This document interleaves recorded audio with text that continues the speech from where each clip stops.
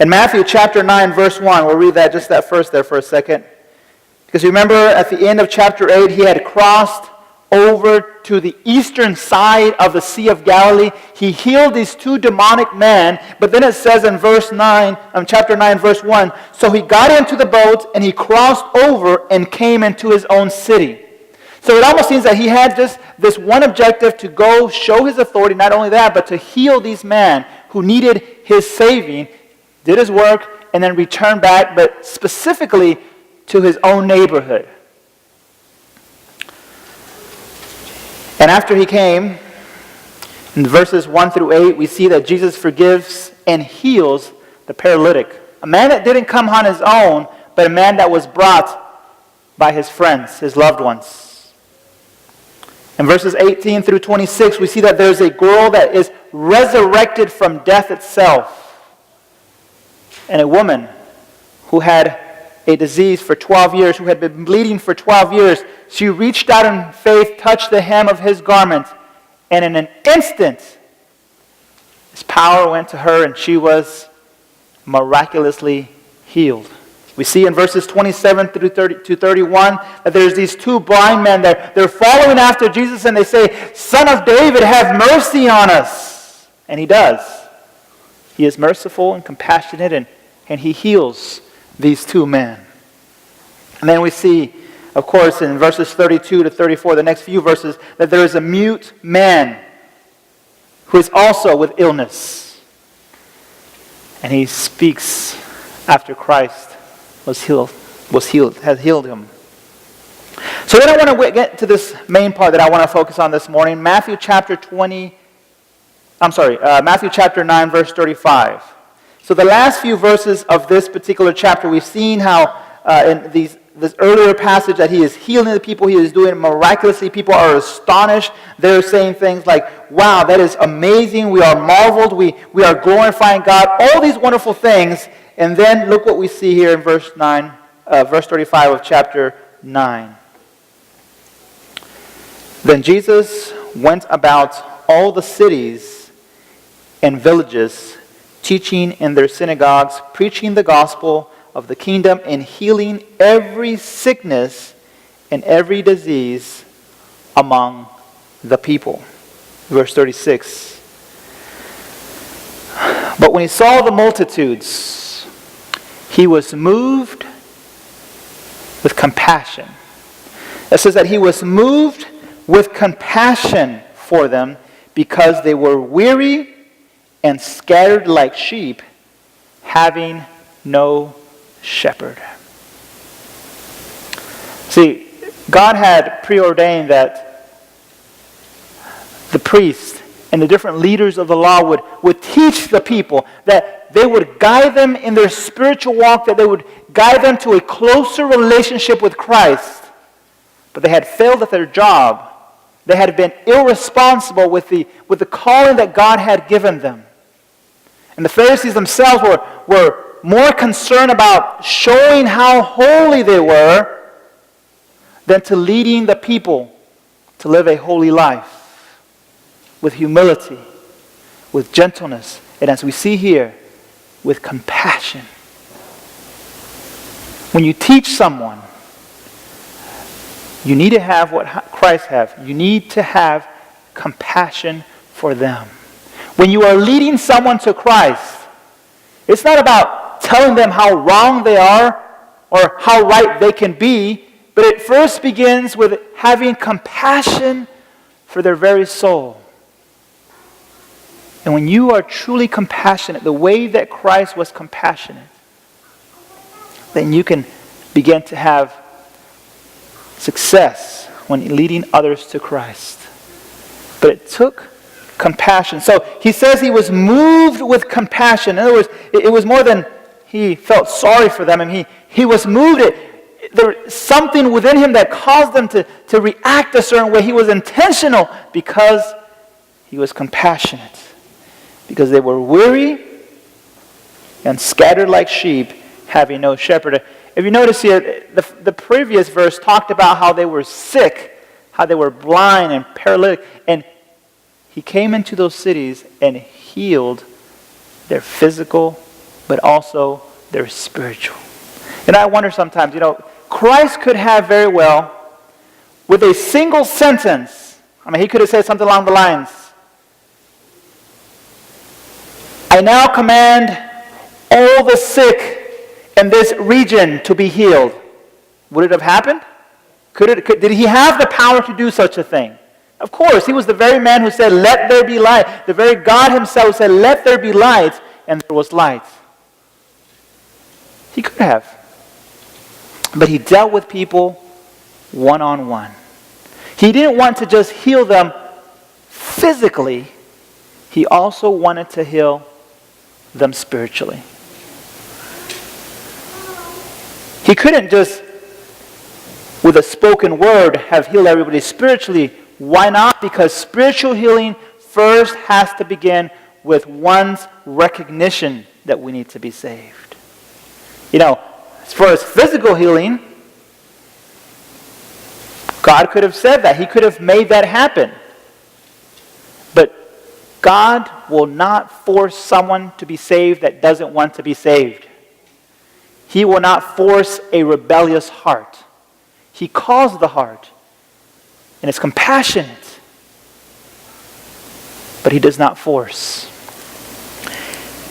So then goes on to say, well, before we go on, and I think about the verse in Matthew chapter 23, verse 39, where Christ, when he sees Jerusalem, he's making his final descent, his final trip, his final journey down to Jerusalem after making multiple journeys, different trips. He says, "O Jerusalem, Jerusalem, how I have desired to gather your children together as a hen gathers her chicks under her wings, but you were not willing." Time after time, you see the heart of Christ just coming out, just hurting and yearning for his people, seeing the need that is there. And I don't know if you've had any experiences of such a nature where you're at a place, at a location, and you just see multitudes of people either lost spiritually or physically ill or maybe financially in ruin.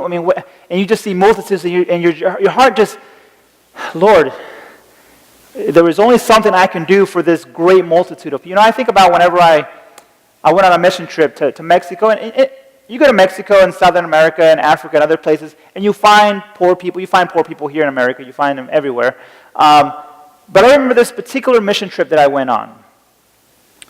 There was this huge piece of land, and it was basically a temporary settlement for a group of people. I'm not sure, I never found out what was the reason why they were there, but it basically seems like they had moved there, they have lived there for a few years, but it was very temporary. They were living, of course, in cardboard boxes. They were living under pieces of metal from scraps that they found, and then just this extremely poor. It was an entire town.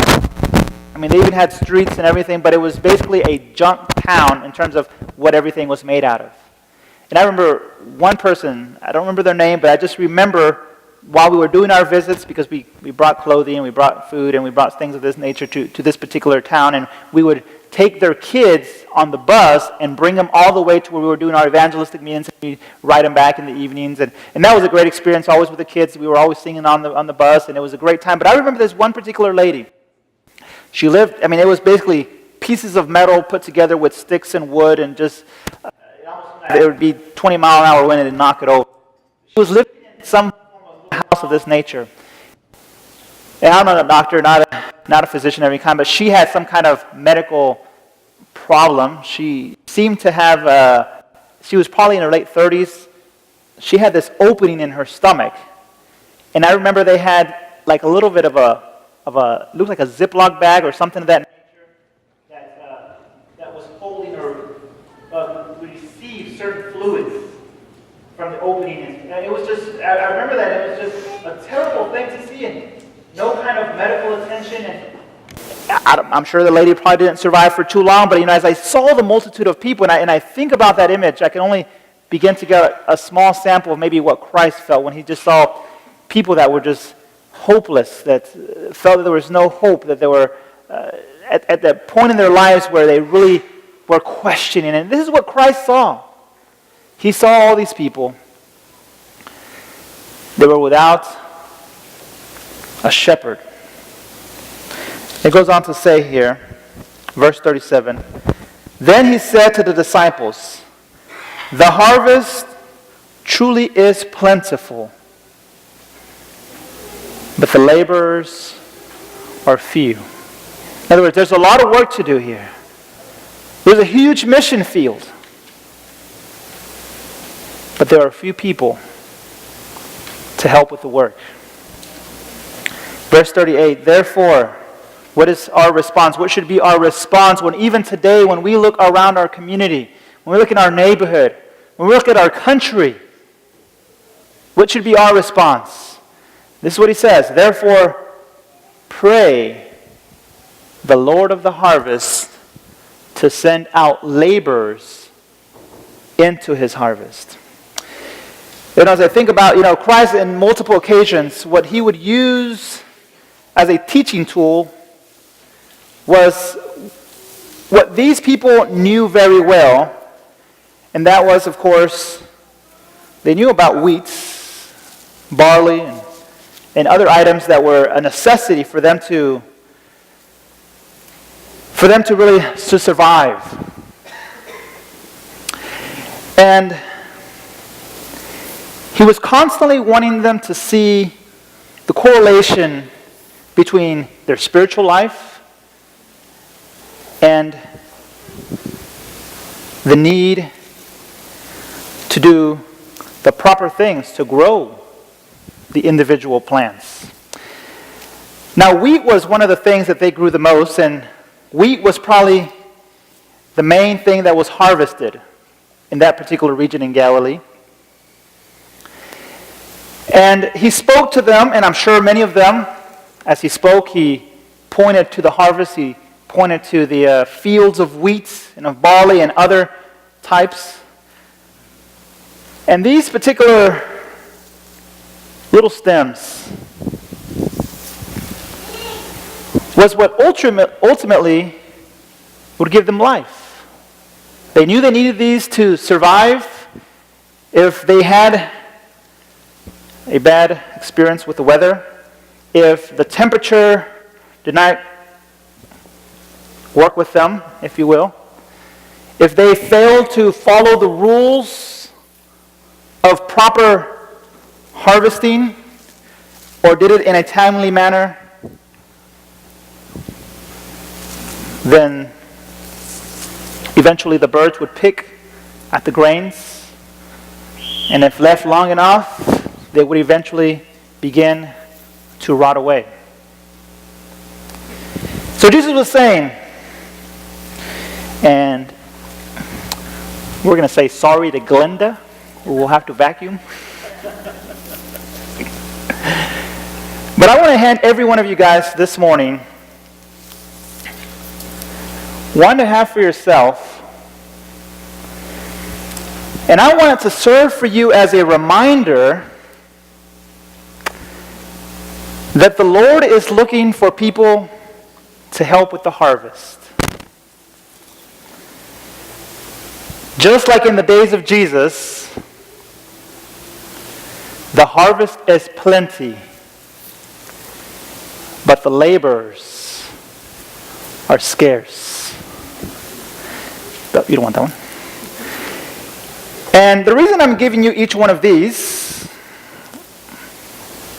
I don't give you a whole thing because one, you'd make a mess, and husbands, your wife wouldn't be very happy. And two, they're very expensive. But I'm giving this to you to serve as a reminder to you personally that God is calling you as an individual to be part of the laborers who needs to go work on the harvest.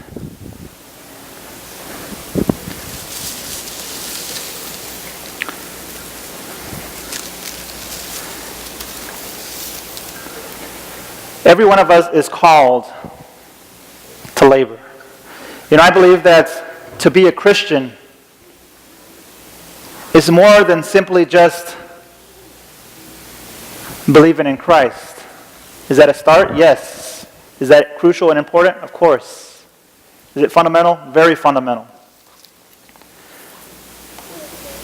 But as we follow Christ and follow in His footsteps, we might not go around healing people from blindness, but we can help them see spiritually.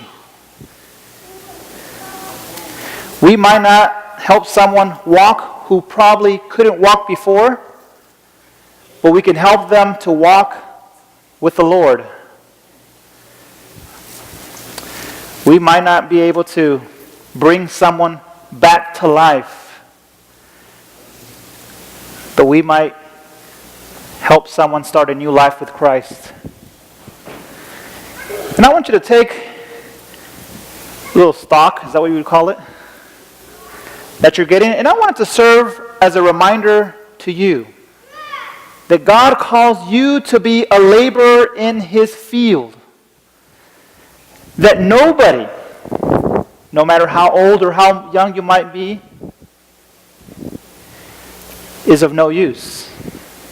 Doesn't matter how old, or if you're a male or female, if you're young or old. I'm going to take them all so I don't have to come back. God is calling you into the harvest, my friends. And you need to ask yourself, am I working for the Lord? And there's probably 3 different groups of people here today. Those who are already working sacrificially for the Lord, and for you, this is just simply affirmation to what the Lord is doing through you and how He's working in your life. If you are a believer, but you're not working and you're not laboring for His harvest, then this is a calling that God gives to you, reminding you that He wants you to be part of that laboring team. I encourage you to put it on your fridge somehow, take it, put it in your work, your office. It's not really big. You can trim it down if you need to.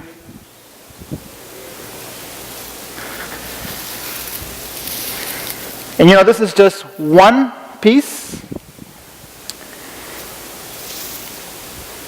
But when we harvest and we work the land, every piece counts. As a matter of fact, you know the story of Ruth.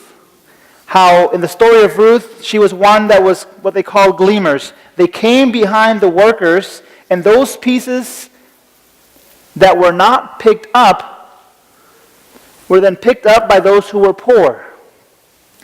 But nonetheless, they were picked up. Why? They were still good.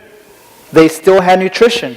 They still could be used, grounded down, and turned into flour, turned into dough, and eventually they would make it to bread and eat and survive.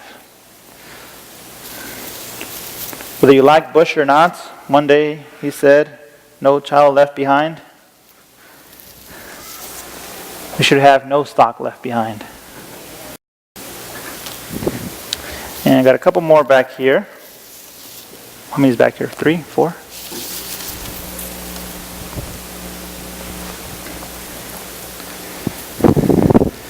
This is personal between you and God. I can only encourage you. I can invite you. I can help train you if that's what you're looking for. I can help give you tools and supplies. Did I miss anybody? Got some guys upstairs. You guys are needed as well in the labor force. Can I get a deacon to take some to the gentlemen that are upstairs? Oh, I missed one over here in the corner as well. I apologize about that. So, Tom, if I missed somebody, the gentleman here and a few up there. Every one of us are called. Therefore, pray the Lord of the harvest to send out laborers into the harvest. Whenever we read that verse that Christ was moved with compassion, for me it tells me two things. One, the obvious, that Christ is compassionate, or he is moved with compassion when he sees me. When he sees me personally. But also, that in that, or because of that I should say, I should also be moved for compassion for those who are lost. Are you compassionate? Are you moved with compassion for our community, for those in our community who are lost, who are addicted to drugs and alcohol and prostitution, or simply have a rebellious heart against God altogether? Are you moved with compassion as the Lord was moved with compassion? If you are, and you see the need that is out there, you see the need within our church to minister to those that are here, to those who come through our doors, to be part of the team, to be involved, to do your smart part, big part, whatever part God calls you to. I'm not saying everybody should be a preacher. I'd be out of a job, which would be okay. But God doesn't call us all to be preachers. He doesn't call me to do special music like we just heard. I mean, that's not my calling. But in whatever calling God has given us to do, that we would be faithful.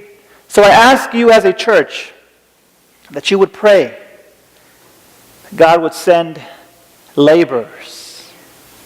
That he would bring them to our church. Yes, bring them in, but also that he would make laborers out of us that are already here. So one, that he would bring laborers. Two, that he would make laborers out of those that are here that aren't laboring. And number three, that those who are laboring, that God will continue to strengthen them. Because you know what? After a while, when you have a small group of laborers doing the work that a huge group of laborers should be doing, that small group eventually gets tired. Eventually they get tired. Eventually they get worn out. Eventually their time comes and someone has to be replacing. So we are called to labor for the Lord. It's no different than it was in the region of Galilee than it is in the region of Tulsa. The great controversy continues on. And I just ask, as this verse says, pray. Therefore, pray. The Lord of the harvest would send laborers into his harvest. And that is my prayer for every one of us here this morning. That if we have been committed to labor for the Lord, that we would continue to do it faithfully, that we would continue to doing it, that even though sometimes maybe we question, but we would believe that we are doing God's work. And if we're not, God would guide us and lead us into how we are to labor. And I believe there's two ways that every Christian should labor. In the collective group, as part of the church, as we serve in the church family and those that come in through the doors, as we do our part to make this thing work, the ecclesia, those that are being called out, but also on a personal level. That every one of us, with our employees or employer, with our co-workers, with our neighbors, that we first of all begin by showing how a true Christian lives, how you treat others, how you're compassionate, and secondly, as part of that you would share with them biblical truths. That you would invite them to Christ. That you would invite them to have a new life. I am grateful for those who have been part of this team and have continued to work and to labor in the Lord. And sacrifice time, money, energy, their family, etc. Through the school, through the church, through whatever that might be. That others might know about Christ, and those that already know about Christ might not get discouraged and continue in their faith. Remember that God had compassion on you. God continues to have compassion on you. He continues to call you out, to call you into his kingdom every day. And he will continue to do so. So I encourage you that you would have compassion on those around you. That you continue to share the mercy that God first had on you. In whatever way he can use you, just make yourself available. That's the first step. Making yourself available as a mouthpiece for God, as a tool, as an instrument to serve for his kingdom.